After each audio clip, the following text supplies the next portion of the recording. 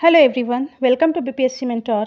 इस वीडियो में हम लोग बिहार के फरवरी 2022 माह के करंट अफेयर को डिस्कस करेंगे। हम लोग वीडियो के माध्यम से पिछले 12 मंथ के बिहार स्पेशल करंट अफेयर्स को डिस्कस करेंगे, जो कि आपके आने वाले 67वीं बीपीएससी और बिहार के अन्य एग्जाम्स के लिए काफ़ी महत्वपूर्ण होगा। और इसका पीडीएफ आपको हमारे टेलीग्राम चैनल पर प्राप्त हो जाएगा, जिसका लिंक डिस्क्रिप्शन में दिया हुआ है। तो आइए शुरू करते हैं हमारे वीडियो को। तो पहला है नए मुख्य सचिव आमिर सुबहानी। ये काफ़ी महत्वपूर्ण है आपके एग्जाम्स के पॉइंट ऑफ व्यू से। तो हाल ही में विकास आयुक्त आमिर सुबहानी बिहार के नए मुख्य सचिव के रूप में नियुक्त किए गए हैं। आमिर सुबहानी निवर्तमान मुख्य सचिव त्रिपुरारी शरण के स्थान लेंगे। वहीं समाज कल्याण विभाग के अपर मुख्य सचिव अतुल प्रसाद को विकास आयुक्त की जिम्मेदारी दी गई है। नेक्स्ट है बिहार के अनमोल व अमित को साहित्य अकादमी पुरस्कार। बिहार के 2 मैथिली लेखकों को वर्ष 2021 का साहित्य अकादमी का युवा पुरस्कार देने की घोषणा की गई है। समस्तीपुर जिले के अमित मिश्र को उनके बाल कविता संग्रह अंशुबनी पसरी जायब के लिए तथा मधुबनी जिले के डॉक्टर अनमोल झा को उनकी रचना लागी जो फूल आकाश के लिए यह पुरस्कार दिया जाएगा।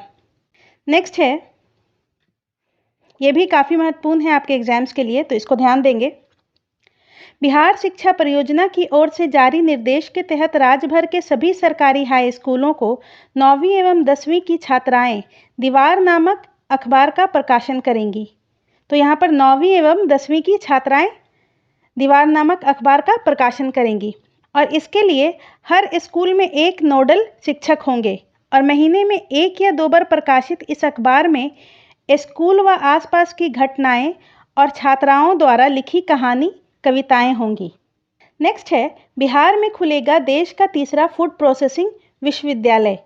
बिहार में केंद्रीय खाद्य प्रसंस्करण मंत्रालय के तहत संचालित देश का तीसरा राष्ट्रीय खाद्य तकनीक उद्यमिता एवं प्रबंधन संस्थान खोलने की योजना है। इसके लिए पटना से मुजफ्फरपुर के बीच 100 एकड़ भूखंड की तलाश की जा रही है और इससे पहले केवल 2 संस्थान हरियाणा के सोनीपत और तमिलनाडु के तंजावुर में हैं। तो फूड प्रोसेसिंग संस्थान जो है वो सिर्फ 2 है और अब तीसरा जो है वो बिहार में खुलने की योजना है। नेक्स्ट है उपभोक्ता अदालत।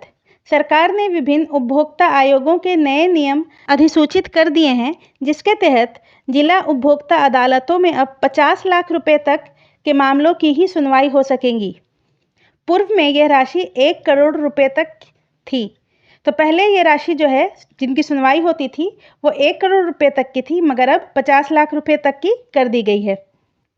और नए नियम के तहत राष्ट्रीय उपभोक्ता विभाग निपटान आयोग का अधिकार क्षेत्र बढ़ा दिया गया है और अब यह आयोग 2 करोड़ रुपए से अधिक मूल्य वाले उत्पादों एवं सेवाओं से संबंधित शिकायतों की सुन सकेगा। ठीक है, तो 2 करोड़ रुपए से अधिक मूल्य वाले को एनसीडीआरसी सुनेगा। ठीक है, और अगर आपको हमारा वीडियो पसंद आता है तो प्लीज़ वीडियो को लाइक करें और चैनल को सब्सक्राइब ज़रूर करें। नेक्स्ट है राज्यों का 5 और वर्षों के लिए जीएसटी मुआवजे की मांग। ये इम्पॉर्टेंट हो सकता है। छत्तीसगढ़, केरल, दिल्ली और पश्चिम बंगाल सहित कई राज्य सरकारों ने महामारी से उत्पन्न वित्तीय तनाव को देखते हुए जीएसटी मुआवजे को अगले 5 वर्षों तक जारी रखने के लिए केंद्र सरकार से मांग की है और जीएसटी को 1 जुलाई 2017 से लागू किया गया है।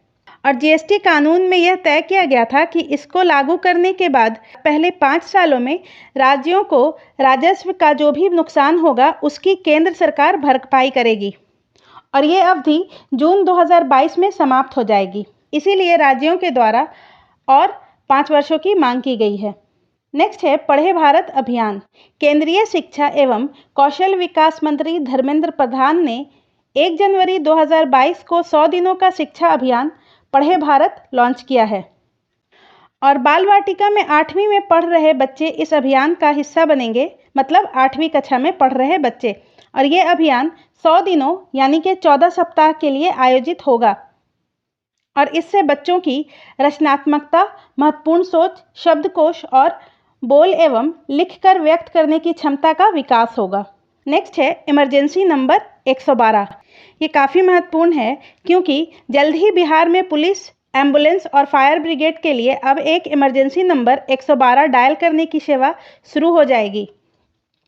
और वर्तमान में पुलिस के लिए 100, एम्बुलेंस के लिए 108 और आग लगने पर फायर ब्रिगेड के लिए 101 नंबर डायल करना पड़ता है।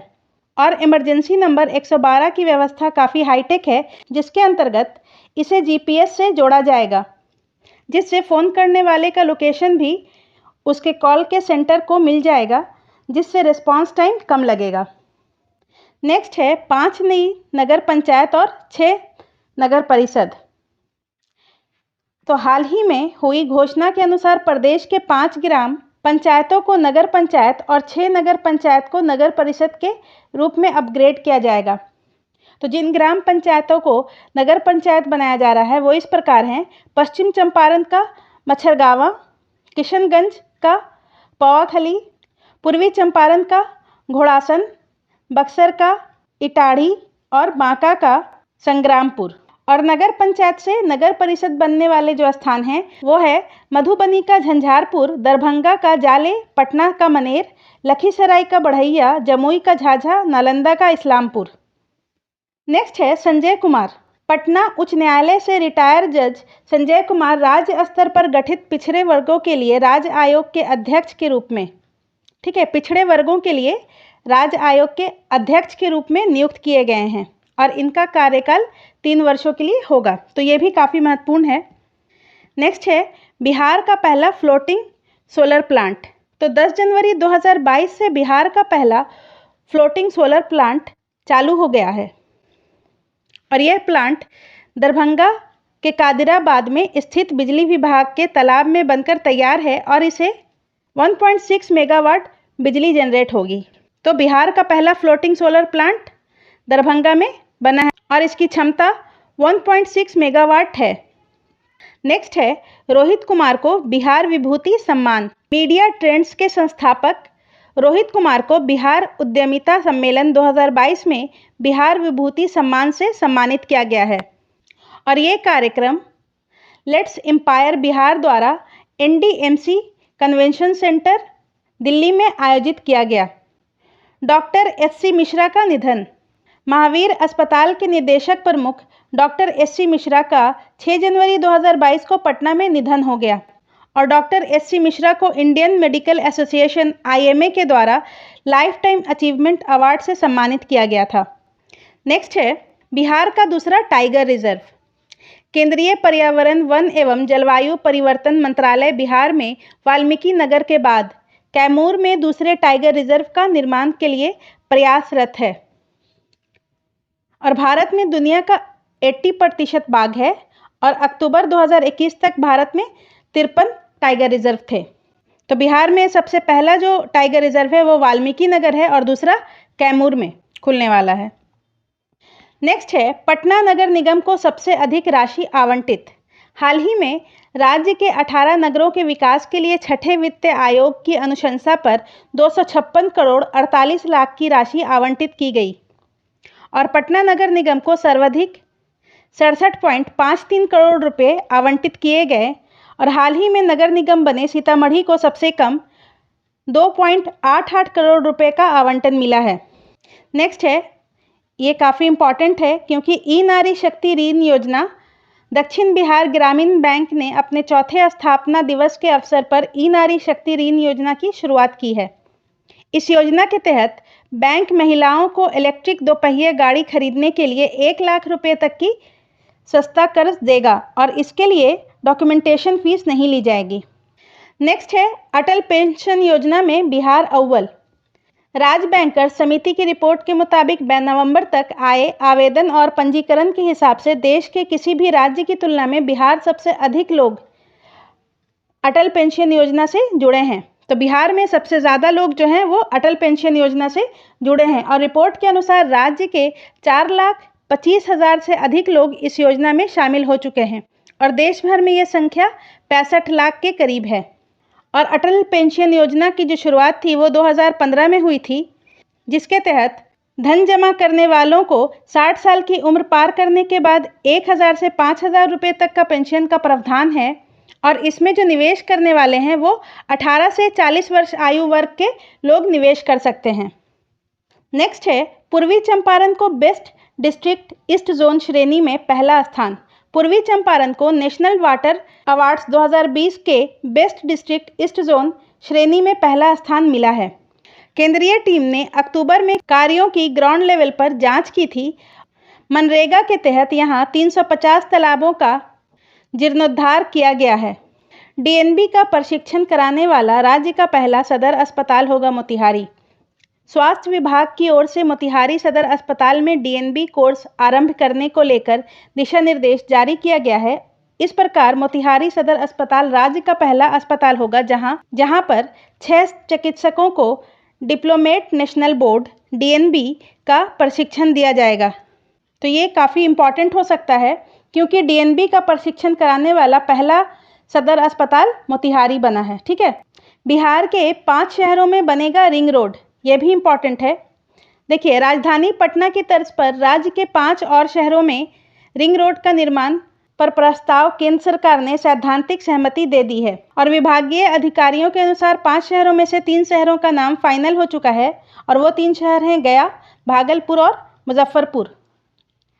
और 2 शहरों के नाम पर लगभग सहमति बनी है, वो हैं भोजपुर और दरभंगा। तो ये याद रखेंगे नाम क्योंकि ऑप्शन में आ सकता है। नेक्स्ट है बिहार के 8 पर्यटन स्थल। इको टूरिज्म के तहत राज्य के 8 पर्यटन स्थल विकसित होंगे। पूर्वी चंपारण, पश्चिमी चंपारण, कैमूर, नालंदा, राजगीर, मोतिहारी, दरभंगा, वाल्मीकि नगर और गया। ठीक है, ये 8 जो हैं पर्यटन स्थल विकसित होंगे किसके तहत? इको टूरिज्म के तहत। नेक्स्ट है इंडिया स्किल्स में बिहार को पदक। हाल ही में दिल्ली में आयोजित इंडिया स्किल्स 2021 में बिहार को कुल 11 पदक मिले हैं, जिसमें 4 स्वर्ण, 2 रजत और 5 कांस्य शामिल है। और इस प्रतियोगिता का आयोजन राष्ट्रीय कौशल विकास निगम के द्वारा किया जाता है और इंडिया स्किल्स 2021 राष्ट्रीय प्रतियोगिता में 51 विजेताओं के साथ उड़ीसा शीर्ष पर है। बिहार को 11 पदक मिला है और उड़ीसा को 51 पदक मिला है। नेक्स्ट है कुढ़नी मुजफ्फरपुर में एग्रो क्लस्टर।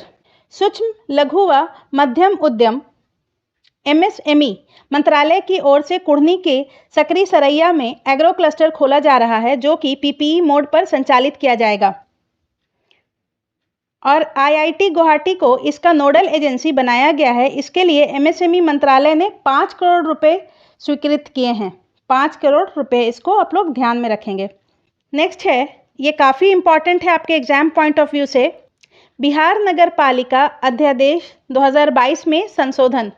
हाल ही में सरकार द्वारा बिहार नगर पालिका संशोधन अध्यादेश 2022 में संशोधन के तहत नगर पालिका कानून की 2 धारा 23(1) और धारा 25 में परिवर्तन किया गया है। तो वो धाराएं हैं धारा 23(1) और धारा 25। धारा 23(1) में पहले पार्षद बहुमत से मेयर और डिप्टी मेयर को चुनते थे, लेकिन संशोधन के तहत राज्य निर्वाचन आयोग द्वारा चुनाव के माध्यम से मतदाता मुख्य पार्षद से लेकर मेयर तक को चुनेंगे। नेक्स्ट है नई लैंड अलॉटमेंट पॉलिसी। बियाडा मतलब कि Bihar industrial area development authority ने नई लैंड अलॉटमेंट पॉलिसी तैयार की है, जिसकी विशेषताएं हैं इसके तहत कुल ज़मीन का 25% हिस्सा सूक्ष्म और लघु श्रेणी के उद्योगों के लिए आरक्षित रखा गया है। आरक्षित ज़मीन में 5% ज़मीन SC/ST, EBC महिला, ट्रांसजेंडर, एसिड अटैक और प्लग एंड प्ले सिद्धांत पर काम करने वाले उद्योगों के लिए रखा गया है। सूक्ष्म उद्यम व स्टार्टअप के लिए आधा एकड़ ज़मीन आवंटन करने की नीति बनाई गई है। अगर किसी छोटे निवेश को 1 एकड़ से कम ज़मीन औद्योगिक क्षेत्र में चाहिए तो उन्हें अब अपने उद्योग का कारोबार टर्नओवर नहीं दिखाना होगा। और बिहार औद्योगिक क्षेत्र विकास प्राधिकार यानी बियाड का निर्माण बिहार औद्योगिक क्षेत्र विकास अधिनियम 1974 के तहत किया गया था। तो ये याद रखेंगे, ईयर 1974 के तहत। नेक्स्ट है भूकंप सुरक्षा सप्ताह 2022। प्रतिवर्ष बिहार में बिहार राज्य आपदा प्रबंधन प्राधिकरण द्वारा 15 से 21 जनवरी, याद रखेंगे इस डेट को, 15 से 21 जनवरी को भूकंप सुरक्षा सप्ताह का आयोजन किया जाता है और इस आयोजन का मुख्य उद्देश्य लोगों को भूकंप जैसी आपदा से जागरूक करना होता है। बिहार राज्य के 8 जिले सीतामढ़ी, मधुबनी, दरभंगा, सहरसा, सुपौल, मधेपुरा, अररिया एवं किशनगंज भूकंप के दृष्टिकोण से सर्वाधिक संवेदनशील जोन 5 में आते हैं और 24 जिले जोन 4 में, जबकि बाकी के 6 जिले जोन 3 में आते हैं। तो बिहार जो है भूकंप की दृष्टि से काफ़ी संवेदनशील राज्य है। नेक्स्ट है 6 जिले में बन रहे हैं पीकू अस्पताल। बच्चों के इलाज के लिए राज्य 6 जिलों के सदर अस्पतालों में पीकू मतलब paediatric intensive care unit field अस्पताल बनाया जा रहा है और ये 6 जिले हैं पटना, बेतिया, खगड़िया, सहरसा, पूर्णिया और नालंदा। नेक्स्ट है 100 दिन पठन अभियान। ये इंपॉर्टेंट है, इसको ध्यान दीजिएगा। कोरोना संक्रमण की तीसरी लहर से बच्चों को बचाए रखने हेतु 7 जनवरी से जारी स्कूल बंदी की वजह से हालिया शुरू 100 दिन पठन अभियान के स्वरूप में बदलाव का निर्णय लाया गया है। 1 जनवरी 2022 को केंद्र सरकार के स्कूल शिक्षा एवं साक्षरता विभाग ने बिहार समेत देश के अन्य राज्यों के लिए 100 दिवसीय पठन अभियान आरंभ किया है, जिसके तहत 1ली से 8वीं तक विद्यालयों में नामांकित सभी विद्यार्थियों को पढ़ने में निपुण बनाने का लक्ष्य रखा गया था। अभियान के बदले स्वरूप के तहत अब घर पर रहकर ही बच्चे इसमें सहभागी बनेंगे। इसकी ऑनलाइन मॉनिटरिंग की जाएगी। नेक्स्ट है बागवानी मिशन। तो ध्यान देंगे, इसमें सरकार के बागवानी मिशन के तहत नालंदा के भागन बिघा में मॉडर्न फ्लोरिकल्चर सेंटर बनेगा। कहाँ? भागन बिघा में। फूल सब्जी के बाद फूलों के लिए सेंटर ऑफ एक्सीलेंस के तर्ज पर अगले 6 महीने तक यह सेंटर बनकर तैयार होगा, जहां खेती से लेकर नर्सरी तैयार करने, उत्पादित फूलों के अर्क से गुलाब जल, परफ्यूम और रंग बनाना सिखाया जाएगा। यह सब बागवानी मिशन के अंतर्गत होगा। ठीक है। नेक्स्ट है स्वच्छता सर्वे 2022 के ब्रांड एम्बेसडर। तो स्वच्छता सर्वे 2022 के लिए मार्च में मुख्य टीम पटना आएगी। इसके मद्देनजर नगर निगम और पटना स्मार्ट सिटी अधिकारियों द्वारा शहर की सफाई पर विशेष ध्यान दिया जा रहा है और शहर की 6 हस्तियों को ब्रांड एम्बेसडर बनाया गया है। इसमें सुपर 30 के आनंद कुमार, पूर्व क्रिकेटर अमीकर दयाल, सामाजिक कार्यकर्ता ट्रांसजेंडर रेशमा प्रसाद, साहित्यकार पद्मश्री उषा किरण खान, सीनियर डॉक्टर अजय कुमार और कम्युनिस्ट पवन शामिल हैं। ये पटना को साफ सुथरा रखने के लिए आम लोगों को जागरूक करेंगे। नेक्स्ट है बिहार पुलिस अकादमी को पुरस्कार। गृह मंत्रालय ने राजगीर स्थित बिहार पुलिस अकादमी को पूर्वी जोन के सर्वश्रेष्ठ पुलिस प्रशिक्षण संस्थान की ट्रॉफी प्रदान की है। नेक्स्ट है, ये काफ़ी इम्पॉर्टेंट है क्योंकि ये बिहार का पहला है, बिहार में पहला ट्रांसजेंडर स्टार्टअप। पटना की रेशमा प्रसाद का स्टार्टअप नाचबाजा.com, नाम याद रखेंगे, नाचबाजा.com को स्टार्टअप बिहार प्रोग्राम के तहत शामिल किया गया है। किसी भी स्टेट में पहली बार ट्रांसजेंडर का चयन स्टार्टअप के रूप में किया गया है। नाचबाजा.com की संस्थापक रेशमा प्रसाद के अनुसार इस स्टार्टअप से अब तक देश भर के 1500 से अधिक ट्रांसजेंडर जुड़ चुके हैं। इसमें अच्छे शास्त्रीय गायक, नृत्यांगना से लेकर वाद्य यंत्र बजाने वाले कुशल ट्रांसजेंडर हैं। नेक्स्ट है पटना के संजय प्रधान को world economic forum award.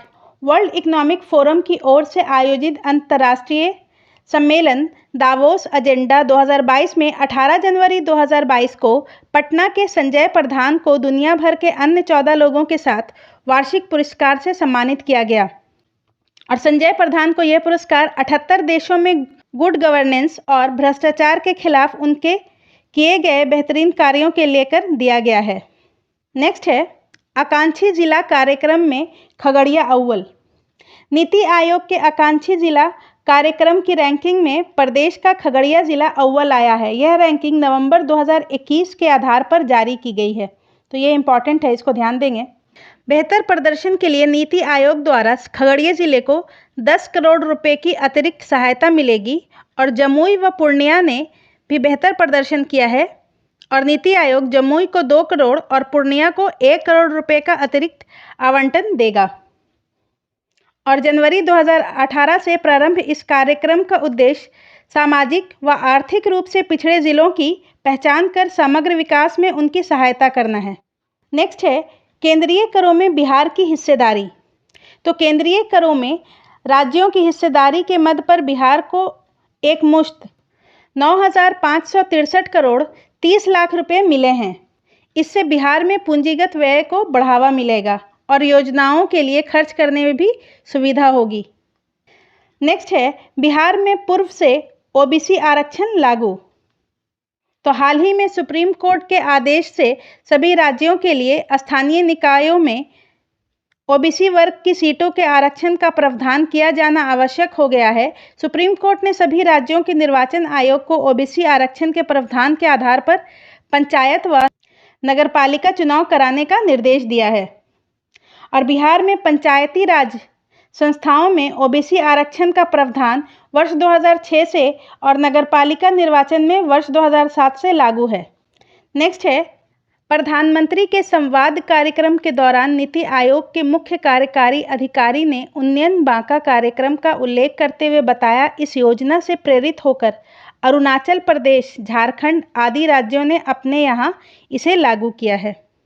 Banka जिले में तत्कालीन डीएम कुंदन कुमार की पहल पर उन्नयन बांका कार्यक्रम की शुरुआत की गई है। इसके माध्यम से स्मार्ट क्लास के जरिए बच्चों को वीडियो लेक्चर व चित्र के माध्यम से पढ़ाया जाता है। इसे मोबाइल के इक्वेशन ऐप से भी जोड़ा गया था। इस कार्यक्रम से बेरोजगारों को प्रशिक्षण देकर रोजगार भी उपलब्ध कराया जाता है। ये इम्पॉर्टेंट है। एशिया का सबसे बड़ा इथेनॉल प्लांट 250 करोड़ की लागत से बिहार में एशिया का सबसे बड़ा इथेनॉल प्लांट बनने जा रहा है और इस प्लांट को भोजपुर जिले के गुढ़नी देवड़ी में लगाया जाएगा। नेक्स्ट है छपरा के पल साक्षी व बेतिया के धीरज को बाल शक्ति पुरस्कार। तो गणतंत्र दिवस के अवसर पर बिहार के 2 वीर बालकों को 24 जनवरी 2022 को राष्ट्रीय बाल शक्ति पुरस्कार से सम्मानित किया गया है। छपरा के 8 वर्षीय पाल साक्षी और पश्चिम चंपारण के धीरज कुमार को यह पुरस्कार प्रदान किया गया है। पुरस्कार में पदक, प्रशस्ति पत्र के साथ 1 लाख रुपए की राशि दी गई है। दोनों बालकों से प्रधानमंत्री नरेंद्र मोदी ने वर्चुअल बातचीत की।